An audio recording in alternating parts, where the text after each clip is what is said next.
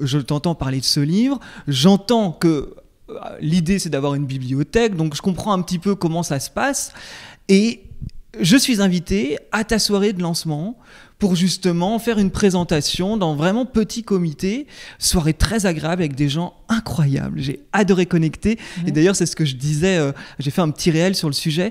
Qu'est-ce que ça fait du bien de sortir de chez soi, sortir des écrans et connecter avec des vrais gens. C'est une petite aparté, mais vraiment ça, je le dis aux gens qui nous écoutent, allez rencontrer des gens, mettez-vous dans des endroits où vous allez connecter parce qu'il se passe tellement de choses aussi. C'était très sympa, c'est vrai que c'était chouette, c'était organisé par HarperCollins, c'était super. Ouais, totalement. Et donc je me retrouve là avec d'ailleurs un ami qui ne te connaissait pas du tout, donc qui était totalement neutre. Oui, tu veux dire, il connaissait même pas mon travail? Ah non. D'accord. Ah non, mais ni ta personne d'ailleurs. Ouais, d'accord. Je savais pas. Okay. Et du coup, il m'a accompagné. Tu veux que je te dise pourquoi il est venu? Non. La peur pour moi d'être seul. Mais non. Si, ma timidité. Je suis souvent accompagné.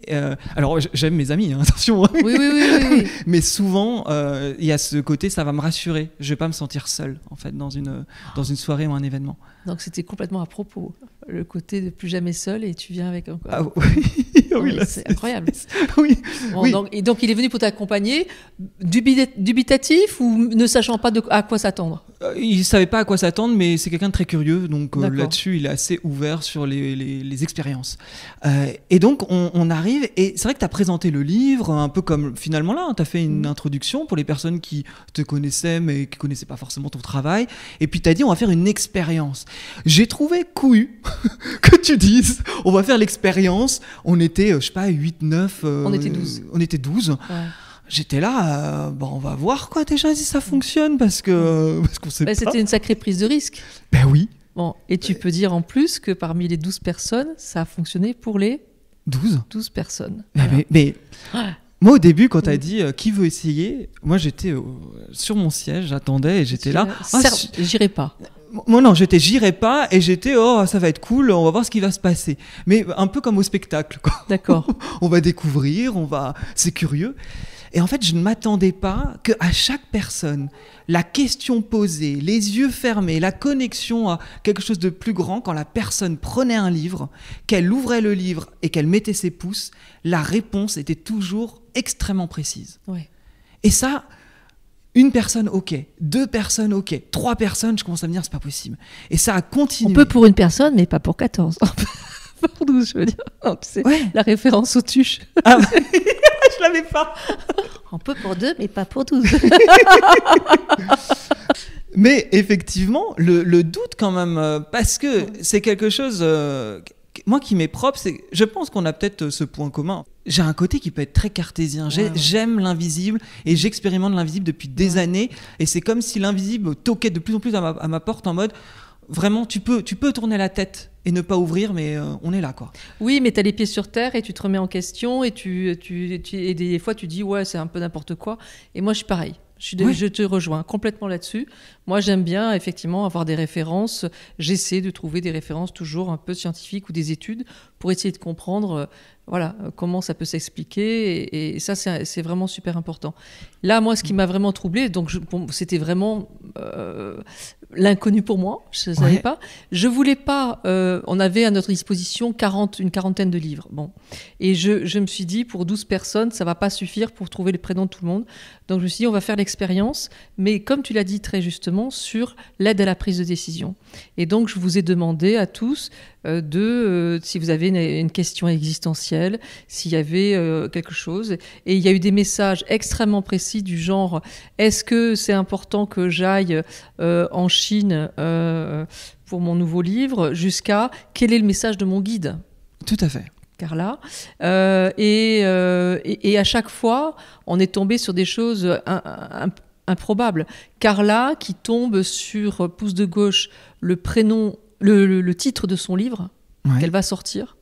Ouais. La probabilité pour que ça arrive, ça n'existe pas. Elle demande juste un conseil à son guide. Et de l'autre côté, il y a marqué célébrité. Bon, c'est plutôt auspicieux. Oui. Ton ami qui demandait un conseil par rapport à l'écriture de sa pièce et il était noté... Un conseil, est-ce que ça allait lui rapporter de l'argent ? Ah oui. C'est vrai. Un conseil pour écrire sa pièce et si ça allait lui rapporter de l'argent. Et d'un côté, on trouve parle de toi, sors tes tripes, un truc comme ça, c'était ça. Ouais. Et de l'autre côté, il y avait marqué 4 milliards. Exactement. Une somme globale de 4 milliards. Bon, on était là. On mettra quand même qu'on était là. Donc j'ai dit qu'on allait partager, ça s'impose un petit peu. Mais c'était fou en fait qu'à chaque fois c'était en lien. Parce que même pour la personne avec son projet professionnel en Chine, c'est tombé sur le livre du voyage où ça parlait du lien familial. Il y avait de 5 lignes. Racines. C'était un poème, donc il y avait juste 5 lignes, c'était pas évident. Et page droite, rien. Et il était noté, il partait au bout du monde en famille pour découvrir le secret. Et elle nous a fait remarquer que elle est d'origine chinoise, mais que sa mère avait tout fait pour pas qu'elle se connecte à ses origines chinoises à cause d'un secret qu'elle soupçonnait. Donc, je veux dire, on pouvait pas. C'était une confirmation. Bah oui. Incroyable. Et c'était fascinant. Par contre, c'est vrai que là, je fais peut-être un peu l'avocat du diable, mais en quoi c'est pas une interprétation poussée de notre inconscient ? Bah, si, ça, on peut très bien dire que c'est une interprétation poussée de notre inconscient. L'important, c'est si ça nous parle ou pas. Et c'est vrai que à cette soirée, pour moi, ce qui est validant, si tu veux, si tout le monde avait dit « Ah ouais, c'est bien, c'est intéressant. Ah ouais, c'est juste, etc. » Bon, pour moi, on serait tombé à côté. Mais il y a eu des larmes. Tout à fait. Ouais. Il y a eu des personnes qui se sont mises à pleurer, des frissons, ça me parle tellement. Il y a même, je me souviens plus, quelque chose que moi j'avais pas vu et la personne a dit non mais ça me parle beaucoup parce que, alors j'arrive plus trop à me rappeler, mais ça lui évoquait quelque chose de précis quoi. Et donc ce que je dis dans le livre, c'est que l'émotion valide tout le temps. Si on sent à l'intérieur de soi, et toi-même, t'étais ému, il me semble. Moi, alors, je peux le dire, ce que j'ai vécu. Ah, mais c'est toi qui décides. En fait, honnêtement, j'avais peur que ça ne marche pas. D'accord. J'ai toujours ce truc-là, je me dis, ça marche pour les autres, mais moi, ça ne marche jamais. Et il se trouve que je tire donc un livre au hasard. Ma question à mon guide était, comment sortir, quels conseils pourrais-tu me donner pour sortir de la solitude subie ? Bon, c'est pas nouveau dans ce podcast que j'ai un petit souci de célibat et de solitude. Non, mais par contre, j'en profite pour dire que la question est extrêmement bien posée. C'est comme ça qu'il faut s'adresser. Voilà, et donc je prends un livre, je mets les pouces, vraiment au hasard, les yeux fermés. Et c'est vrai que je tombe sur un livre que je ne connais pas, qui s'appelle Afriqueville. Je ne connaissais absolument pas, ça me parlait pas trop sur l'idée. Et le livre, il y avait marqué le lendemain matin, à la fin de son service de nuit, Luc reçoit un coup de téléphone à l'hôtel. C'est Timothée, il semble fâché.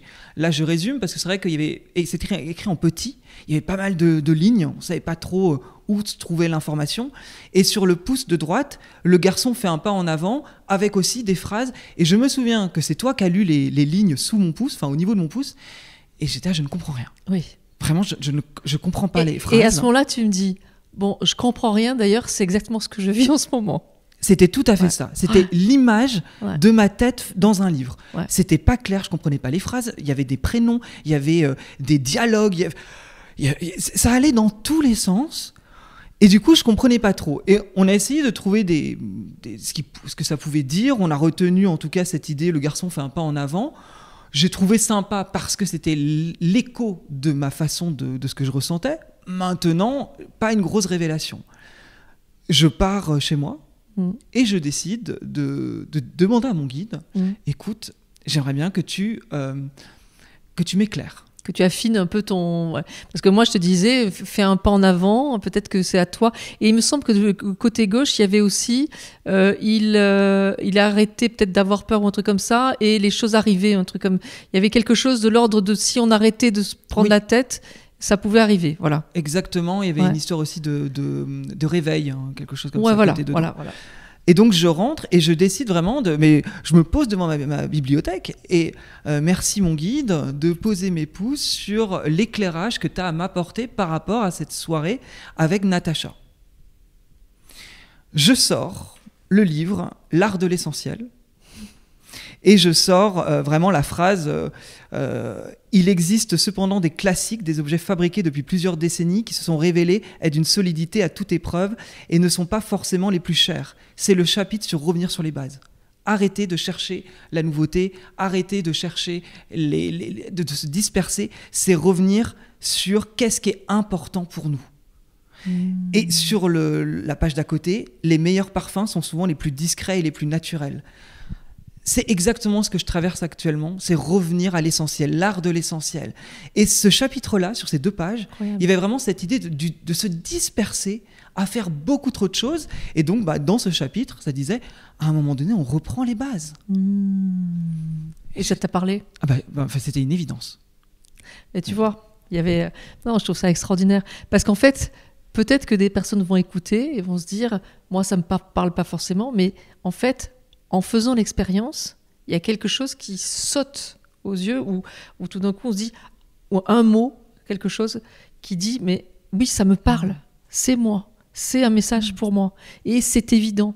Ouais. Si, par exemple, tu vois, imaginons quelqu'un qui tombe sur le prénom Jacques, et que il y en a qui disent moi ça m'évoque rien du tout d'un coup il y a quelqu'un qui dit mais moi ça m'évoque ma mère qui s'appelle Jacqueline, donc ça peut être il faut pas oublier que le guide il a à sa disposition qu'un certain nombre de livres pour donner ces messages. Et oui, le guide a à sa disposition qu'un certain nombre de livres pour donner ces messages.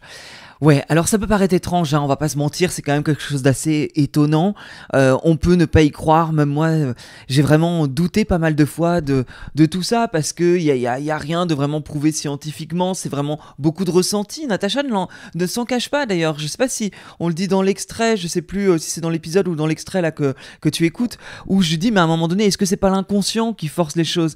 Et elle dit peut-être que c'est l'inconscient qui va créer finalement l'histoire, mais le but c'est est-ce que ce qu'on va trouver justement dans ces messages-là, ça résonne ? Est-ce que ça crée une émotion ? Est-ce que ça crée des frissons ? Et en fait, Natacha explique bien que l'émotion, c'est ce qui va valider finalement la réponse et l'indication que tu vas recevoir, le message que tu vas recevoir.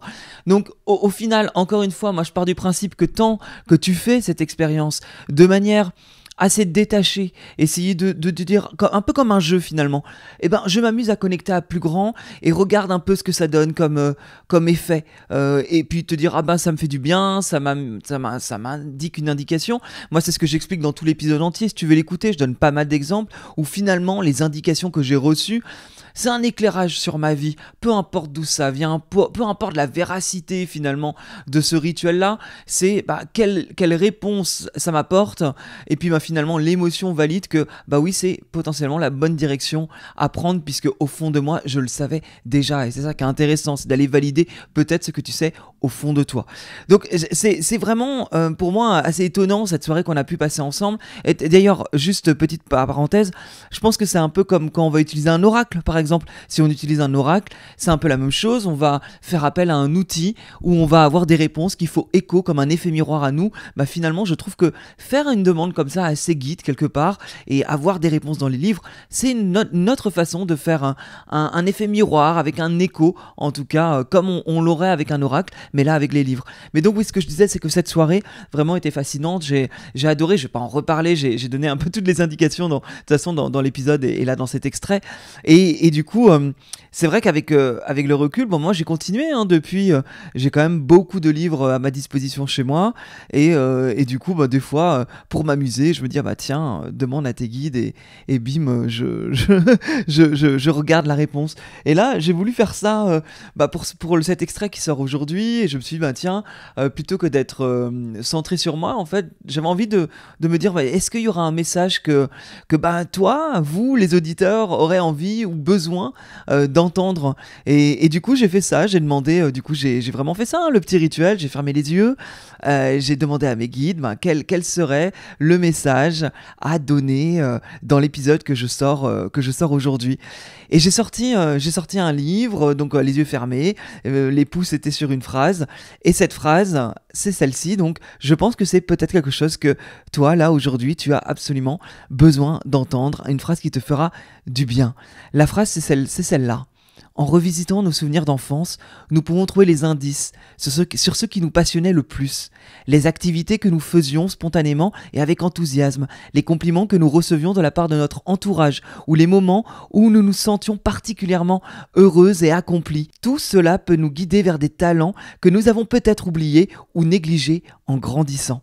Voilà le message qui est ressorti sous mes pouces et je le trouvais assez adéquat parce que c'est quelque chose qui est toujours parlant et propre à ce podcast. Tu le sais, je vais très souvent demander aux personnes d'où ils viennent. C'est pas juste pour faire du storytelling de leur vie, c'est vraiment parce que souvent, qui ils étaient enfants, c'est ce qu'ils sont aujourd'hui adultes dans leur unicité, dans leur alignement. Que ce soit un sportif, un entrepreneur, un artiste ou peu importe la personne et son métier, finalement, voit à quel point quand la personne est alignée, en fait, ses aspirations de l'enfance, elle les a encore aujourd'hui et elle fait ça en grande partie de son temps. C'est un livre de Christine Lewicki, j'espère que je me trompe pas dans la prononciation, un livre Femme, fière, libre et puissante, c'est le nom du livre, Femme, fière, libre et puissante, et donc c'est pour ça d'ailleurs que il y avait indiqué que la phrase était au féminin, parce que c'est vraiment un livre destiné aux femmes. Et donc, enfin voilà, c'est peut-être le message que tu avais besoin d'entendre aujourd'hui. J'ai tendance à imaginer et à me dire que mes guides ne se trompent pas pour ce genre de choses, donc je leur fais confiance et je me dis que c'est ce que tu avais besoin d'entendre aujourd'hui pour peut-être te connecter à plus grand et te donner une direction, une intention pour ta journée. En tout cas, si cette phrase a fait écho, n'hésite pas à m'envoyer un message sur Instagram, mettre un petit commentaire, tu sais, sur Spotify maintenant, tu peux mettre les commentaires, je les lis, je réponds, ou sur YouTube également. Bref, tu m'envoies un message, tu fais partager l'info, tu n'hésites pas. Et ça fait toujours plaisir, surtout là, c'est vraiment que ce soit là, cette petite expérimentation avec cette phrase en l'occurrence ou l'épisode avec Natacha, on est sur de l'expérimentation pure. Donc si tu as des retours à me faire, tu n'hésites pas, ça me fera entièrement plaisir. Les 5 étoiles sur Apple Podcast, tu le sais. Tu peux les mettre, Apple Podcast, Spotify, les petits commentaires et l'Instagram Osée by Nico. Tu n'hésites pas. Je te dis à très bientôt. Salut.